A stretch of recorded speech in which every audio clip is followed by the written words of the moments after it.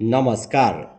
आजको यस भिडियोमा म तपाईहरुलाई इमेजमा ड्रप्ड आउट भएका विद्यार्थीहरुलाई रिभाइभ कसरी गर्ने भन्ने बारेमा जानकारी दिन लागिरहेको छु।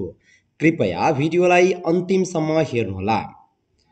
अहिले इमेजको अनलाइन सिस्टममा ड्रप्ड आउट गरेर छाडिएका विद्यार्थीहरुलाई चाहिँ रिभाइभ गर्न मिल्ने अप्सन राखिएको छ। रिभाइभ भनेको चाहिँ कुनै पनि विद्यार्थी चाहिँ कुनै विद्यालयमा पढ्यो, उक्त विद्यालयमा पढ्दा पढ्दै कुनै कारणले गर्दा विद्यालय छोड्यो र विद्यालय छोडे पश्चात उसलाई चाहिँ इमेजबाट ड्रप्ड आउट गरिएको अवस्थामा अब फेरि उक्त विद्यार्थी कुनै विद्यालयमा भर्ना हुन गयो भने उसलाई जस्तो 2080 सालमा 6 कक्षा पढ्दै थियो अनि त्यस पश्चात उसले 6 कक्षा पढ्दा पढ्दै छाड्यो। अब 81 मा ऊ पढ्न आएन र अहिले 82 मा ऊ कुनै अर्को एउटा विद्यालयमा अथवा सोही विद्यालयमा भर्ना हुन आयो भने त्यस्तो अवस्थामा उसलाई चाहिँ ट्रान्सफर गर्न सकिन्न, उसलाई चाहिँ रिभाइभ गर्नुपर्ने हुन्छ। अब म आज तपाईलाई यो रिभाइभ कसरी गर्ने भन्ने बारेमा चाहिँ देखाउन लागिरहेको छु। हामीले एउटा कुरा के बुझ्नुपर्छ भने इमेजको अनलाइन सिस्टम जुन हामीले 2075 मा सुरु गर्यौं, यो 2075 मा इमेजमा अनलाइनमा इन्ट्री भएका विद्यार्थी 75 भन्दा पछाडिका 2075 भन्दा पछाडिका इमेजमा इन्ट्री भएका सबै विद्यार्थीहरु चाहिँ जो ड्रप्ड आउट गरिएका छन् त्यस्ता विद्यार्थीहरुलाई चाहिँ यहाँ रिभाइभ गर्न मिल्छ र रिभाइभ गर्ने जुन सुविधा छ यो सुविधा चाहिँ यो अधिकार चाहिँ पालिकालाई मात्रै दिएको छ, अर्थात् स्थानीय तहले मात्रै रिभाइभ गर्न सक्छ भने विद्यालयले चाहिँ रिभाइभ गर्न सक्दैन। अब यदि विद्यालयमा तपाईको विद्यालयमा कुनै विद्यार्थी भर्ना हुन आयो, ऊ कतैबाट पनि ट्रान्सफर आउन सक्ने अवस्था छैन, अर्थात् 2-3 वर्ष नै उसले पढाइ छोडेको थियो र अहिले ऊ आयो भने सबैभन्दा पहिले तपाईले के थाहा पाउनु पर्यो भने उसले कुन सालमा पढाइ छोडेको, उसलाई सिस्टममा कुन सालमा ड्रप्ड आउट गरिएको हो, जुन हामीले नट इन स्कुल अथवा ड्रप्ड आउट गर्छौं, कुन सालमा गरिएको हो, कुन विद्यालयमा गरिएको हो, हामीले त्यो थाहा पाउनुपर्छ। त्यसका लागि त्यो विद्यालय कुन स्थानीय तह अन्तर्गत पर्दछ भन्ने कुरा थाहा पाउनुपर्छ।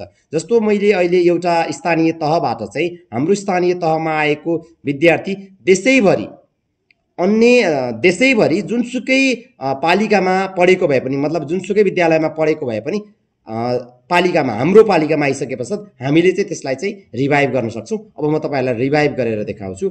जस्तो यसका लागि हामी स्टुडेन्ट रेकर्डमा जान्छौं। स्टुडेन्ट रेकर्डमा गइसके पश्चात चाहिँ यहाँ यो अन्तिममा एउटा रिभाइभ स्टुडेन्ट भन्ने यो मेनु आउँछ। यो सब मेनु हो, यो स्टुडेन्ट रेकर्डको सब मेनु रिभाइभ स्टुडेन्ट भन्ने छ। यसलाई मैले रिभाइभ मा यसमा क्लिक गरे। इयर कहिले त भन्दा अब जस्तो हेरौं कि 2081 मा 2081 मा चाहिँ त्यो विद्यार्थीले ड्रप आउट भएको हो। अब कुन प्रोभिन्समा मैले अब प्रोभिन्स डिस्ट्रिक्ट यो जुनसुकै पनि छान्न मिल्छ।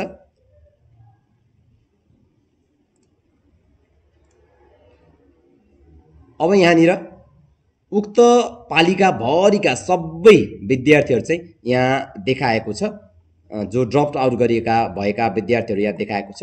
यहाँ हामीले एउटा विद्यार्थी चाहिँ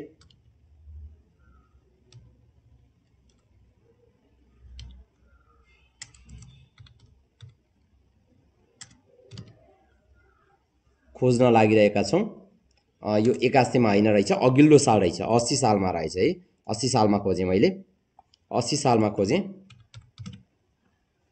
हो। अब यो एकजना विद्यार्थी चाहिँ 80 सालमा चाहिँ ड्रप्ड आउट भएको देखियो, कुनै एउटा विद्यालयबाट ड्रप्ड आउट भएको देखियो। अब म यहाँ भ्यू गर्छु, हेर्दाखेरि उसको डिटेल यहाँ देखाइसकेको छ। ऊ 2 कक्षा 76 सालमा 2 कक्षा, 3 कक्षा, 4 कक्षा, 5 कक्षा, 6 कक्षा गर्दै 80 सालमा आएर 6 कक्षामा आएर ऊ ड्रप्ड आउट भयो। अब ड्रप्ड आउट भए पश्चात अब चाहिँ उसलाई रिभाइभ गर्न लागेका छौं। हामीले यो विद्यालयमा रिभाइभ गर्न लागेका छौं। उसलाई चाहिँ 6 कक्षामा नै रिभाइभ गर्न लागेका छौं। अब यो विद्यार्थी रिभाइभ भयो। अब यसरी हेर्दाखेरि उक्त विद्यार्थी चाहिँ अहिले हामीले जुन विद्यालयमा रिभाइभ गरेका छौं उक्त विद्यालयमा गएर बसिसकेको छ। विद्यालयको जुन कक्षामा हामीले रिभाइभ गरेका हौं त्यो कक्षामा गएर बसिसकेको हुन्छ। म यहाँ एकपल्ट चेक गर्छु है त।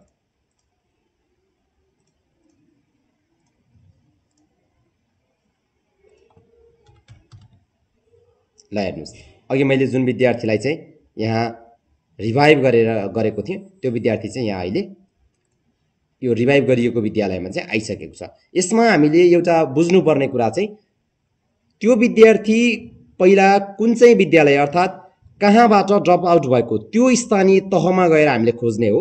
हामीले हाम्रो स्थानीय तहबाट चाहिँ लगइन गरेर त्यो विद्यार्थी कुन चाहिँ स्थानीय तहमा पहिला पढेको थियो, कहाँबाट चाहिँ ऊ ड्रप आउट भएको त्यो खोज्नुपर्छ र साल कुन सालमा चाहिँ ड्रप आउट भएको त्यो खोज्नुपर्छ। त्यसरी हामीले साल र अनि त्यो कुन चाहिँ पालिका हो त्यो पालिका खोज्यौँ भने चाहिँ अब लोड गर्दाखेरि त्यो पालिकामा त्यो सालमा ड्रप आउट भएका सबै विद्यार्थीहरूको विवरण देखा पर्छ। कुन विद्यार्थीलाई चाहिँ रिभाइभ गर्नुपर्ने हो त्यो विद्यार्थीलाई हामीले सजिलैसँग आफ्नो स्थानीय तह आफ्नो पालिकाभित्रको जुनसुकै विद्यालयमा पनि पठाउन सक्छौँ। हामीले बुझ्नुपर्ने कुरा अर्को कुरा के हो भने यो विद्यालयले गर्न सक्दैन। विद्यालयमा कुनै पनि विद्यार्थी त्यस्तो ड्रप आउट भएका विद्यार्थी आए र उनीहरूलाई चाहिँ रिभाइभ गर्नु पर्यो भने उसले आवश्यक कागजात सहित चाहिँ स्थानीय तहको शिक्षा शाखामा जहाँ यो एमइसको काम गर्नुहुन्छ स्थानीय निकाय स्थानीय तह पालिकामा चाहिँ हामीले सम्पर्क गऱ्यौँ भने सजिलैसँग चाहिँ उहाँहरूले रिभाइभ गरिदिन सक्नुहुन्छ।